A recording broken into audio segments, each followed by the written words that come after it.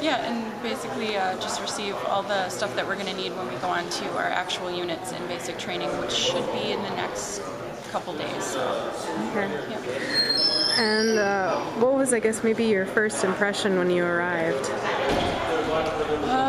Well, we had a very interesting greeting from our first drill sergeant on the bus, and my first reaction was probably like, wow, this is intense.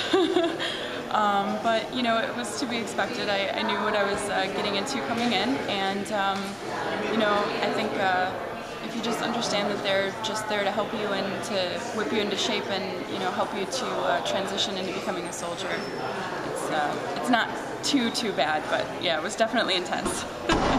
Do you have any other family members that were in a branch of the military? Yes, I have family members that were in each branch of the military. My father was in the Coast Guard. Two of my grandparents were in the military. One was in the Air Force and one was in the Marines. And my great-grandfather was in the Army. So what made you choose this branch then?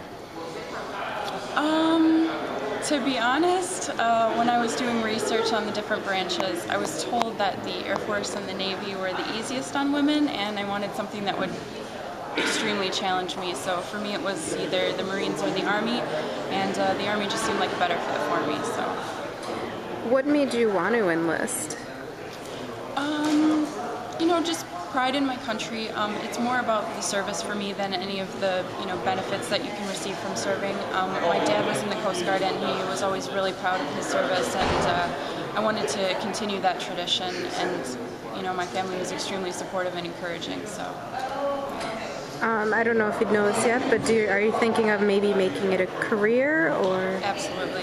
Yeah, I'm planning on trying to put in my 20 years, as they call it, for retirement, so yeah, that's the goal anyway. Do you have any maybe certain positions you'd like to aspire to, or?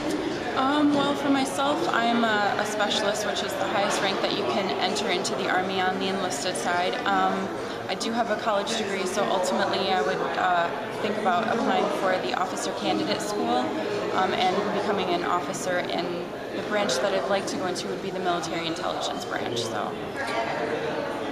So how did you get to the specialist rank? Was there specific training for that, or? No, it's because of my college degree. They promote people that already have leadership skills and higher education. So I was enlisted as an E4, which is a specialist rank. So. What did you study? My bachelor's degree is in anthropology. What college did you go to?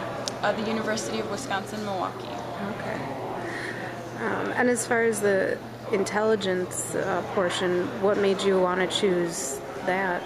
Well, the study of different people and, you know, different cultural backgrounds is kind of tied into the anthropology, and I'm really interested in just, you know, gaining a lot of different information and using that information to be able to help and protect our soldiers. So that kind of seemed like the best fit for me of all the different branches that you can get into in the military. And of course, I'm new, so I don't have quite the working knowledge that I wish I did, but for my initial enlistment, I'm going to be an intel analyst. So. Is there any advice you'd maybe give someone who's considering going into the military? I would say it's an excellent opportunity for anyone who's thinking about it. The doors that are open to you, you know, once you make the decision to do that and you go through your training, are pretty much immeasurable. I think it's a great idea, and I would encourage anybody to speak with a recruiter about it. And for me personally, I'm 28, so I would encourage the younger you start, the better, just because I worked full-time and went to school full-time to pay for my schooling, and now I'm joining afterwards, whereas if I had joined initially, the Army would have helped pay for my education. So.